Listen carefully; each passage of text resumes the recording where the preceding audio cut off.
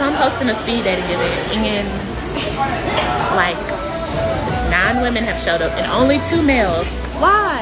And like 7 males pay for tickets. So I don't know why. Why don't men come to speed dating events? I think the fact that they keep on asking these questions, I know we laugh and joke about this type of stuff, but it really solidifies the fact that modern women aren't listening to men at all. I mean, the guys keep on telling you, we don't feel like it's marketed towards us. We don't feel like there's really anything other than a humiliation ritual for us. We pay to get in there. We're expecting some sort of return. I mean, I don't mind messing off 40, 50 bucks here and there, but if we're going and like, when you start to get nothing out of it, like it's one thing if you go mess something off and then you actually get something out of it. Like if you go, I don't know, on a date with a woman, and you got something out of it. And we're not even talking about like sleeping with somebody. We're just talking about, man, I had a good conversation. It was nice to get out and really socialize. But when men are going there and say, well, I probably won't meet anybody, but maybe I'll socialize.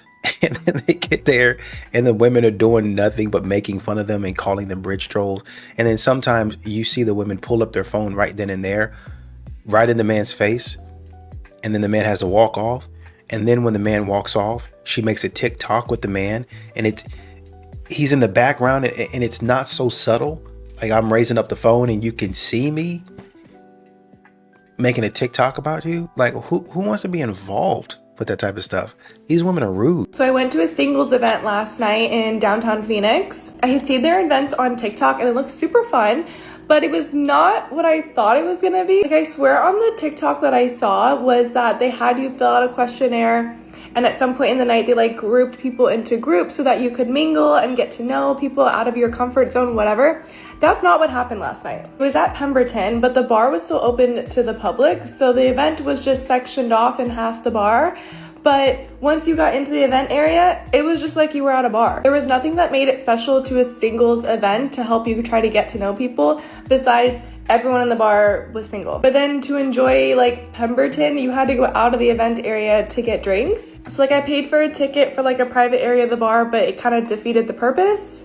I still had a fun night with my girls. I would highly not recommend going by yourself. There was like hundreds of people at this thing. There's no way I could have gone alone. I think it's perfectly socially acceptable to go on dates as a hobby. Like one of my hobbies is going on first dates. And here I am. I go on the first date, like sure, yeah, to meet the guy, to talk, get to know them, tell them about me, like see if there's potential love there, like whatever. Like that's a small part of it. The big part of it is that I go and I get to try a new restaurant or a new spot in Boston. And usually, if not always, it's fun to buy the guy. So I'm like, ooh, like let's go explore a little bit. Let's try to like grow what I know about my city. And then when I go out with my friends, I can be like, oh my god, I went to this really cool new spot. Like, let me show you. So I always try to get the guy to like pick a restaurant that I haven't been to yet, or pick a cool new up and coming spot or whatever. So anyway, today we are going to the F1 arcade in Seaport, which I haven't been to, but it's like run by like the F1 racing company or whatever. And it's got like all these like simulators and I don't know, like professional race car driving games. So that's what we're doing today. Never been. The offer was that or Pet Shack. And I'm like, I've already done Pet Shack, and like Cisco's right there, so that might be a part of it. But I'm really excited to go and check it out and try something new and explore more of my city. Because if I'm gonna go on a date and like this guy might be great, but he might also just like, most likely most of them are just like not my vibe. Like, and that's fine. But at least I'm gonna go try a new spot and go drive some fast cars. Well, that's why men aren't taking you guys out on dates. You guys continue to say that men are, they're making it up. That you guys are gold diggers, or not even calling you that, but you guys are using men for meals. And you just said it right here. If all else fails, then I get to, you know what? I understand where you're coming from. I understand what you're probably trying to say is, well, I'm really here to meet the guy, but if all else fails, then I found a new spot. The problem is, if you think 80% of the men that you come into contact with are not good looking, and then even for the man that you find good looking and all the hundreds of things that you want the man to be, it's still a good chance that the man's going to be spending money. And even though you don't want to think of it as, well, it's just a networking event, a social meeting, and we're really not going anywhere. For modern women today, it seems like the top of the top of the top of 1%, they think is good enough. They think is a chance. Well, there might be a chance with him. There's potential there. Even though they be dead wrong, they know they're dead wrong. They'll spend most of their time chasing this type of man down.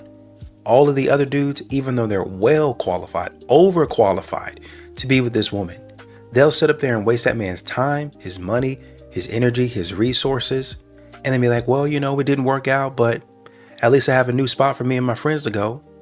Why is a man going to continue to go out with you? Why is he going to court you when he already knows the ending? Why? The only time I'm watching a movie is unless I think it's a great movie.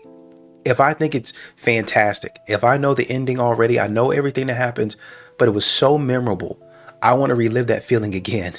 You guys as modern women continue to give men the worst ending, the worst beginning, the worst plot, the worst storyline, the worst ending, the credits. Nothing about the movie that you present to men or have men watching is great. And you're wondering, why are we not selling any tickets? Because it's a terrible production. It's terrible. Nobody wants to be involved. Question for single men.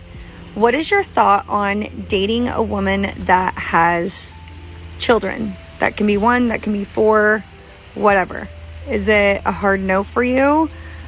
Do you not care? Is it dependent upon what that lady's life is like that she can take care of her own children on her own without you? What are some factors that go into it? Also, if it's a hard no, I'm really curious to know, do you have children? Also, what is your age? As you get older, I would assume if you're wanting women the same age as you or around there, a lot of them are going to have children. They will have been divorced. If they're in their late 30s and they don't, or they've never been married or whatever, and I think the same for men, kind of a red flag. So curious on men's opinions on this. Women with children, do they care? Will they date them? Is that an obstacle, or does it not matter? Let me know in the comments. If you see a pretty girl at a bar, at a restaurant, send her a drink or an appetizer. Spend the $10 to impress her. Don't just come over and tell her how pretty she is. We like actions. So send her a drink, send her an appetizer, do something nice. Girls like that. Don't just stare at them or be afraid to go talk to them. That's another thing. Girls like aggressive guys that aren't afraid. Well, aggressive in the right kind of way. Aggressive, like polite, chivalry, all those nice things. We like to be wined and dined. I didn't invent it. It's just how it works. So, dating tip for you boys: if you see a pretty girl, send her a drink, send her an appetizer. Do something sweet. We like that. Just don't sit across the bar and stare at her. Please. Anyway, hope you're having a great day. Bye. I mean, well, men are not too much different than women are. They like action too. So if a man does something sweet, or he does something, he sends you a drink or an appetizer or something like that from the other side of the bar, maybe wave, maybe smile back. Maybe if you want the man to come over and talk to you or do something with you or for you or whatever, put a smile on your face. That's the type of action that men need to see. That's the type of action that men need to see. But y'all sit up here and say, well, men don't have any control of me. How dare a man tell me this? How dare a man demand me? I can do whatever I want. I have control over my body. So y'all are requesting all of these things that a man should do, but then doing absolutely nothing. Absolutely the opposite of what a man is requesting. Come on, guys. You guys, where are we meeting our boyfriends and girlfriends in 2025? Because for me, it's not going to be on a dating app. I am fully convinced that they want us to stay single. Not my thing. But I want a man. I don't need one, but I want one. I've been single long enough, and I want someone who's my bestie and my man. But where are we meeting them? Because I'm not a sporty girl. I'm not going to join a run club or go play volleyball or pickleball or whatever the fuck. Not my thing. I get it. Just not my thing. I go to the gym, so I'm, taking care of myself, but I'm not a sporty girl.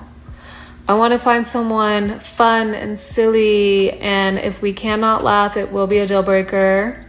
But also someone who has this shit together. Someone who knows what he wants. Someone who's open to having a partner in their life and to grow with and be a dream team with. I don't care what you do as long as you have your goals and your ambitions and you're working on something and you're happy to do it. I want you to love what you're doing because we are not going to be miserable over here, babe. Someone who enjoys a feminine woman. I wear my dresses and my heels and I like to stay in my feminine energy. So I want to be able to just turn my brain off and you be a man. You make me feel safe and protected and at peace. And I'm not a height queen, but I'm 5'6" and I do wear heels. So give me a little something to work with there. Someone who is physically and emotionally, mentally healthy, emotionally mature and intelligent, someone who can communicate, someone who can listen and talk openly and honestly and not just tell me what I want to hear, but we need to be able to communicate. That's how you grow and bond and love. And someone who's not going to say one thing and do another, because I don't know what that is. It doesn't make sense to me. But yeah, where's that fun man? Mid-30s and up, because 38. I need a man. Someone who wants to travel together, because we need to go on our little vacations. Potential deal breaker. I will not be birthing any children. We can talk about it if we need to. But if you have your own, that's fine. At this big age, I kind of expect it. I can be stepmom. But yeah, babe, where are you at? Because I'm tired of doing life by myself. And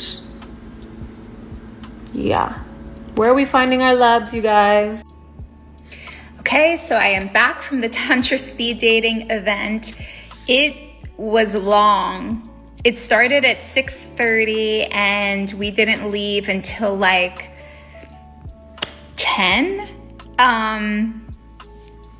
But it was better than I expected. I thoroughly expected that it was going to be really uncomfortable, really awkward. To be truly honest, I thought that it would attract men who were on the creepier side because of the word Tantra.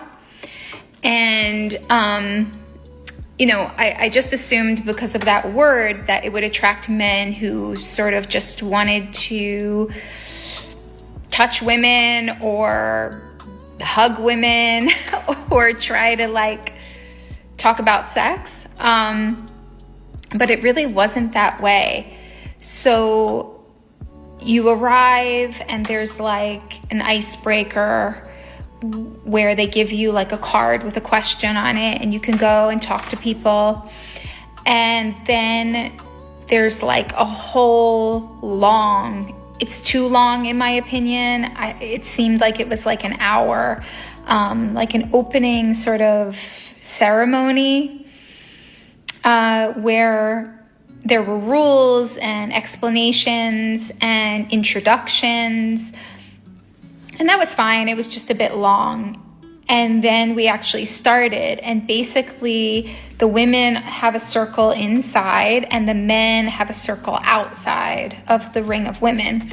And so you have an exercise, and then the woman can drop her bead into his pouch, or like a fake, like pretend to drop a bead into his pouch.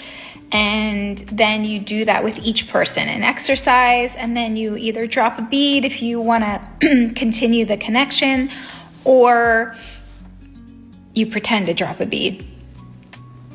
And the exercises were interesting. They weren't sort of as uncomfortable as I had thought. There were several like holding the other person exercises, which to me was a bit much.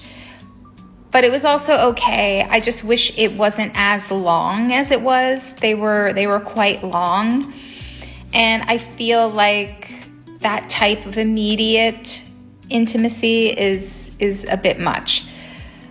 But you always have the option to opt out and do something different. And I saw a lot of people doing that. So, and the host makes it really clear that you can opt out.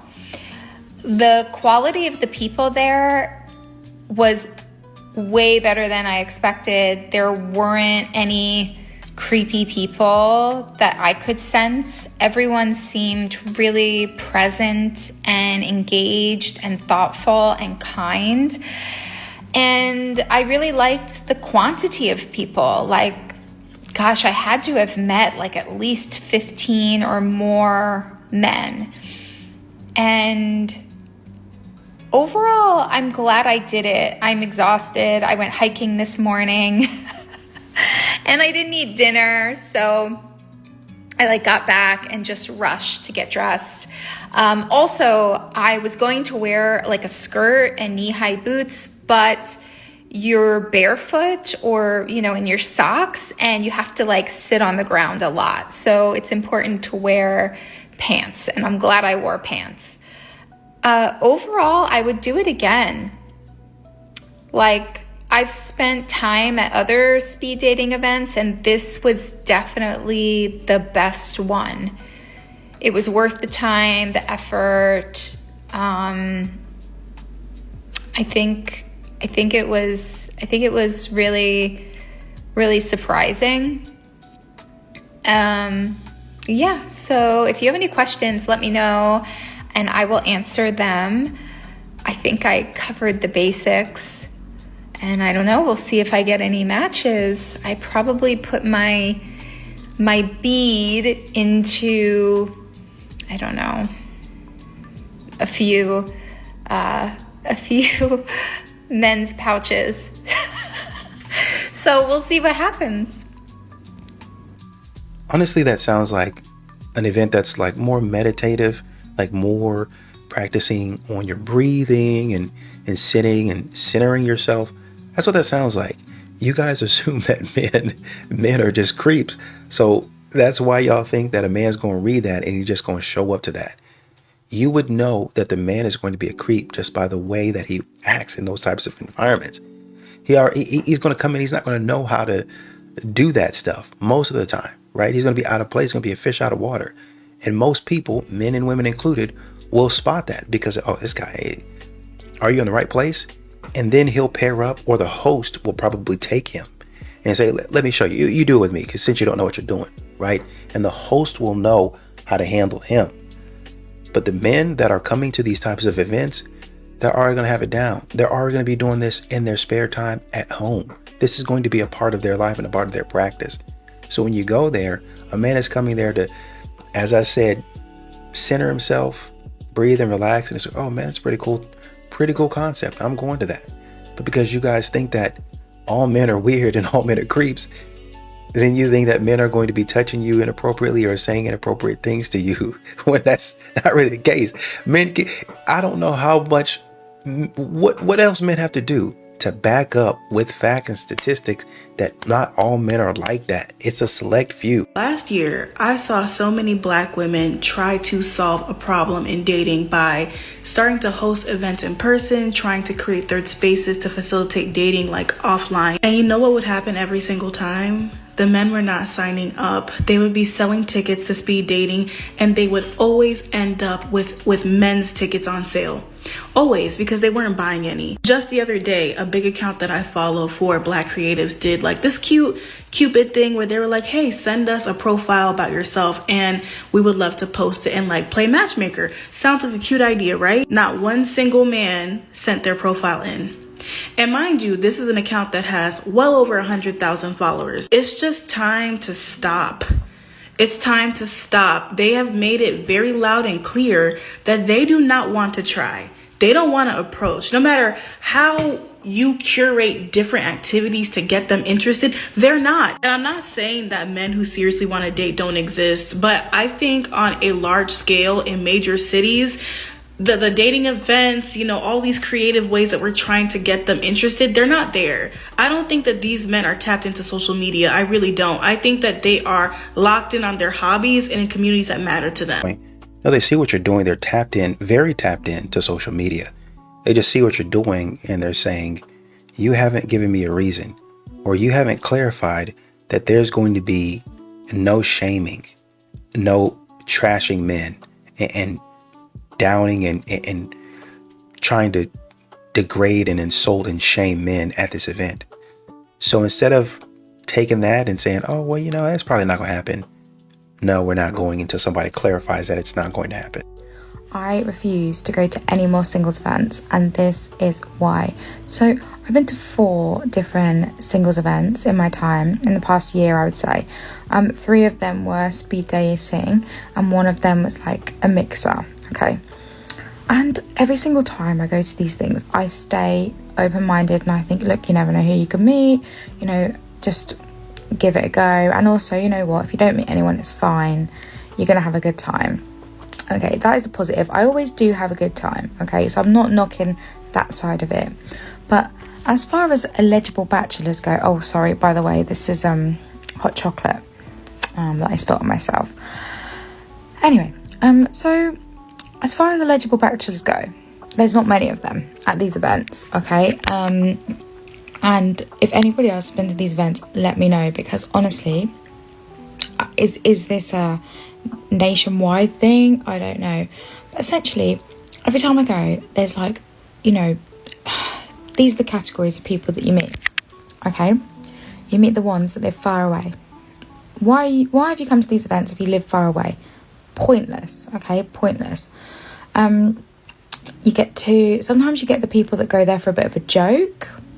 Fine, good, have a good time, but they're not usually serious.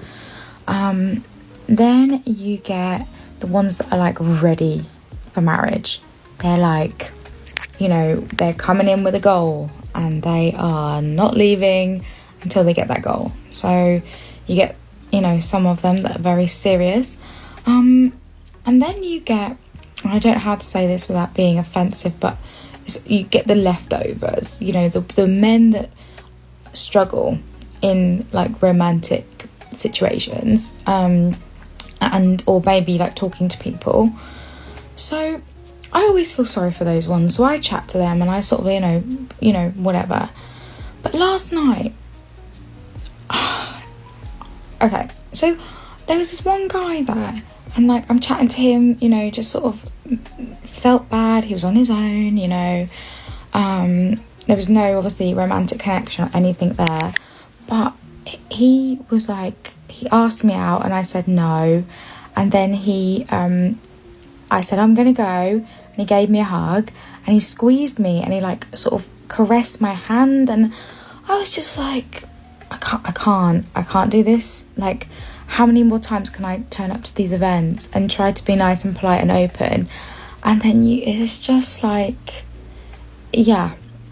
And also, let me tell you, the girls, right, you meet the best girls there. I met some great friends at these events, and all of us say, like, what is going on? Like, why is this the caliber of men that these events attract? And I genuinely think that maybe the men that I'm looking for, they don't have to go to these events.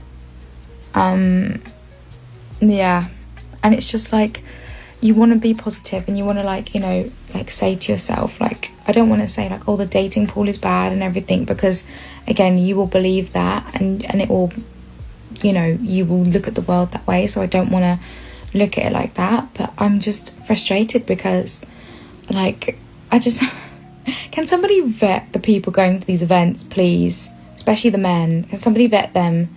Because it's just not popping. It's just not. So that's my conclusion on these events. But I don't know if anybody else has been to them or what you think, or if you've actually met someone through these events. But yeah, it's not working. It's not working. Well, I get where you're coming from. There's a lot of different men coming there, but I guess I would ask, where do you fall in that? Are you leftovers? Are you ready for marriage? What are you doing? I think I know where you fall based on what you said about other women. Well, all the women that I've met, all of them are great. All of them are great. So what you guys do is you have some sort of bias that apparently you don't see happening. Well, when I come into contact with a man, he's got to prove himself to me, right?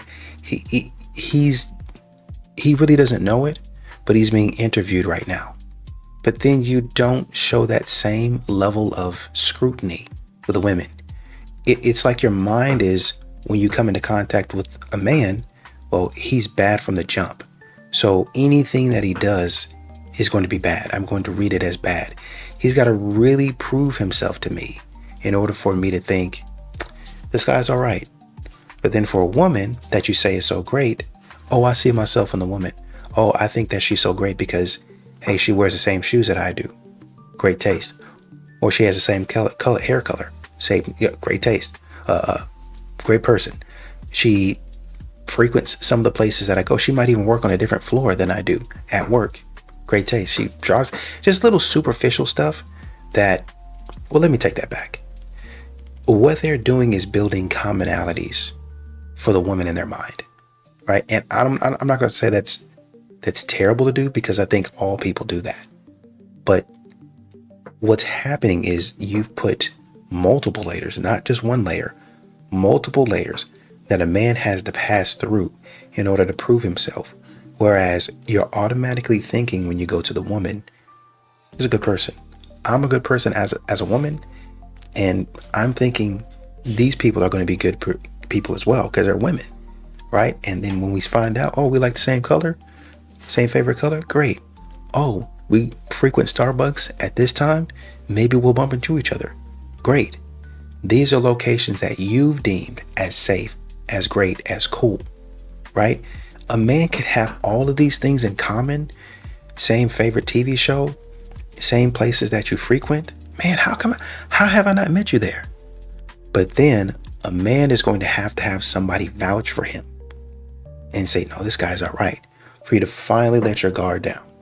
So all of the women that you're saying are great, it's probably because you have a bias somewhere that says they're going to start at the top and they're going to have to do something weird.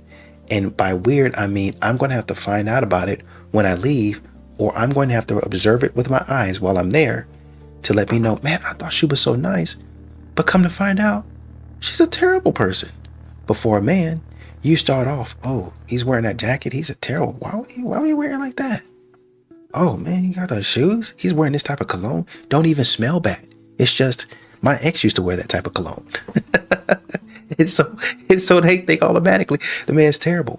So we need to define what you guys are saying is great versus what great actually is.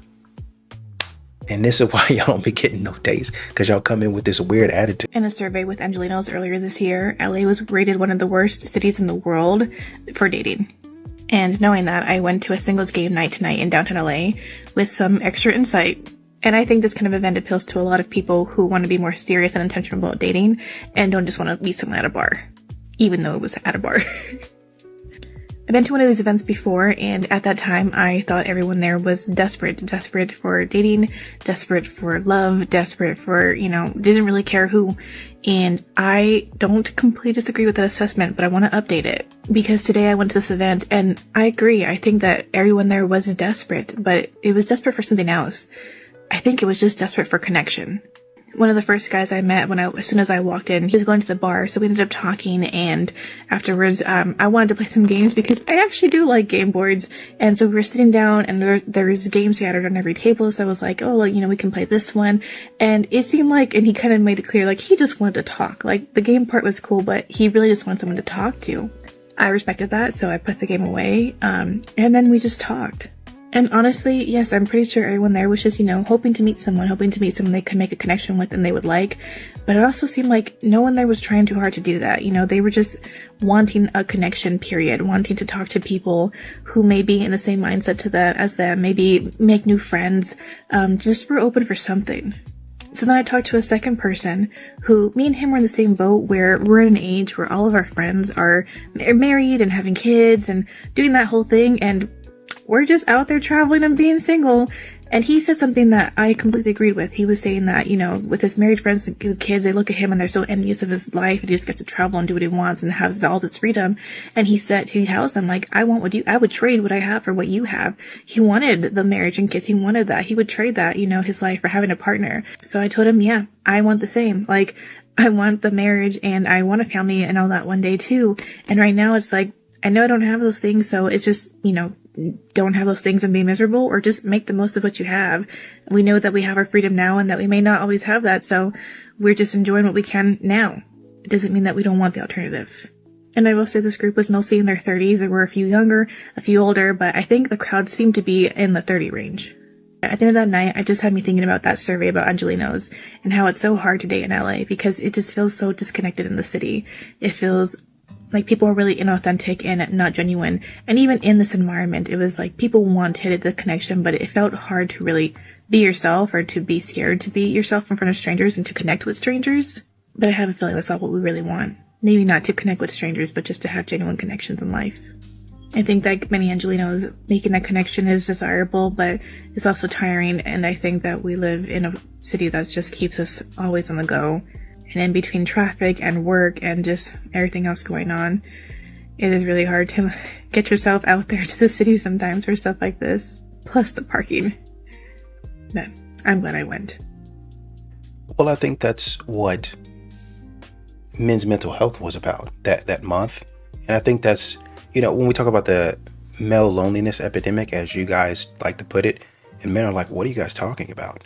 Well, if you guys would be nicer, and it's a whole list of things that men need to do to improve before they're worthy of somebody saying, hey, somebody saying, hi, how are you?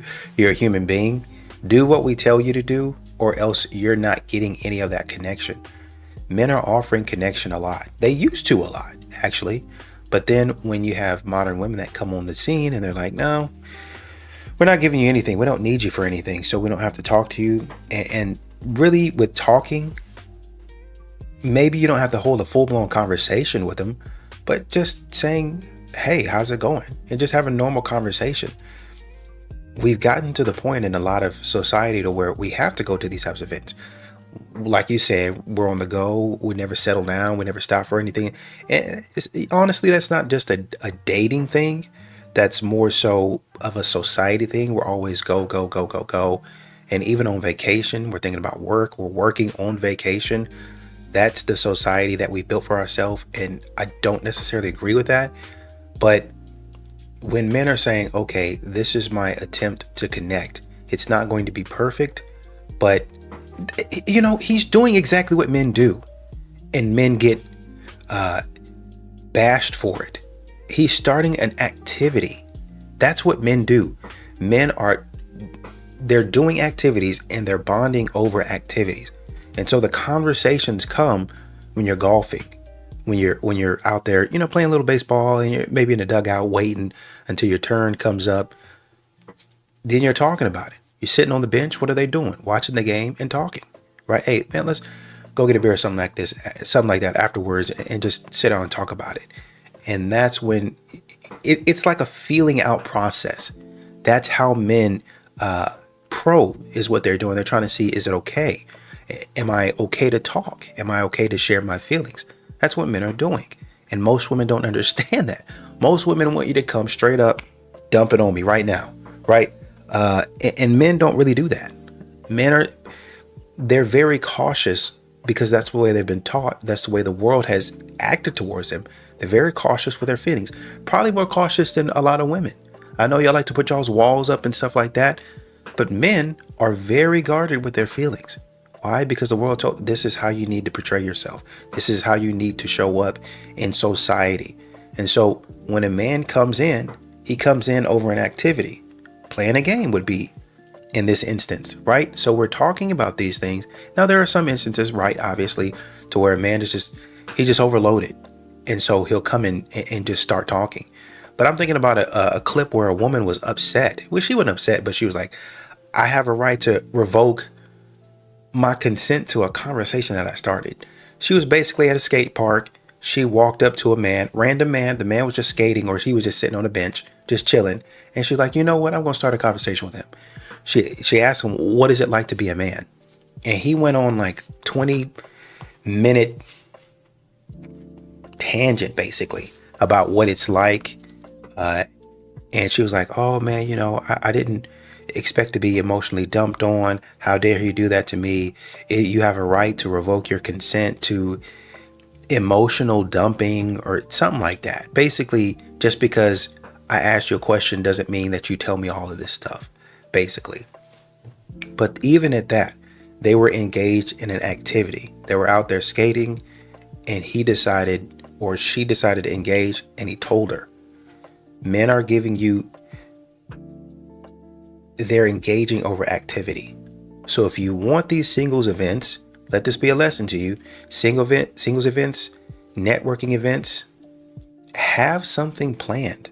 If you want men to really thrive, have something planned to where you're really actually allowing the man to do it, and you guys are talking.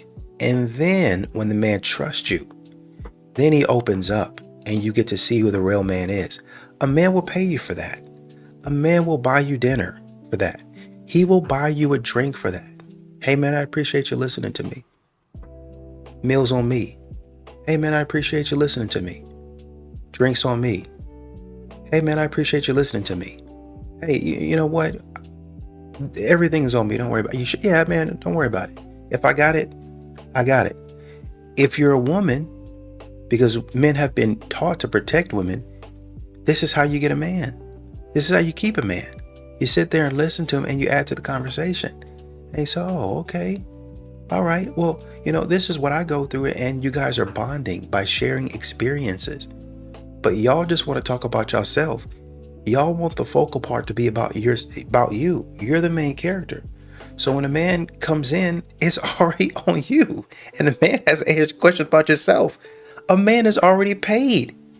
At that point in time, he deserves the right to say something. He's already paid. You're already asking him to pay. He deserves the right at some point in time. You said you want to sit there and look pretty. You said you want to sit there and have a conversation. Then you get mad when the man talks. You get mad when you can't do most of the talking. Come on, guys. I understand you don't want people to overload and bulldoze a conversation, but when you just show up dressed just like the man does, and then you expecting the man not to have nothing to say? I mean, what are we doing? All right, I'm gonna say it. Some of y'all aren't gonna like it, but it doesn't make it any less true. Some of us women want a man who leads, but the second he makes a decision, you need your group chat, you need a psychic, you need a third cousin twice removed, and somebody else's baby mama's brother's sister's cousin to jump in on that decision and validate it. Now you say you want masculine energy, but the second you get it, you call it controlling. Once it doesn't fit the aesthetic, we don't want it. Letting that man lead doesn't mean that you lose your voice. What it means is you trust his intention. You trust his decision-making skills. You don't need to micromanage everything he does because you need to have control. Because that control makes you feel safe. You can't say, I want a man to take charge, but then every time he picks the wrong brunch spot, pick a lane, sis. Leadership isn't a vibe. It's a dynamic. If you can't handle it, maybe you don't really want it. Y'all, some man came in here and he worked at Wingstop and he asked me if I had lunch today and I said no. And so he asked me if I wanted some wings and I was like, yeah. So why he brought me back some wings and put his number on the bag?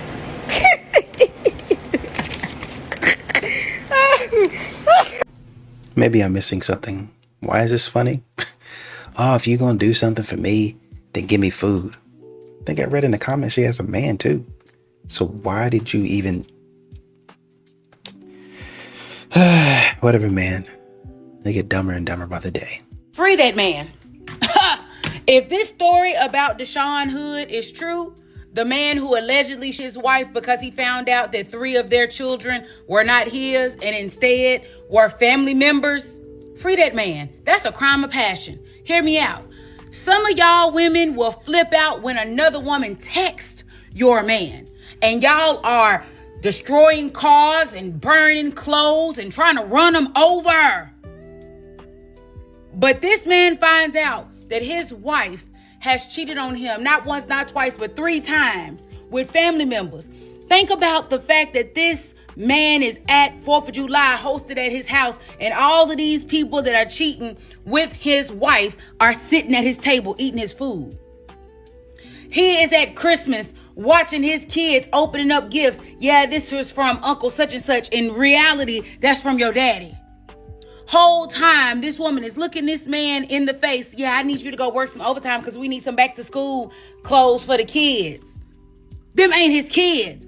I fully believe that it needs to be mandatory that we do DNA tests at birth for everybody.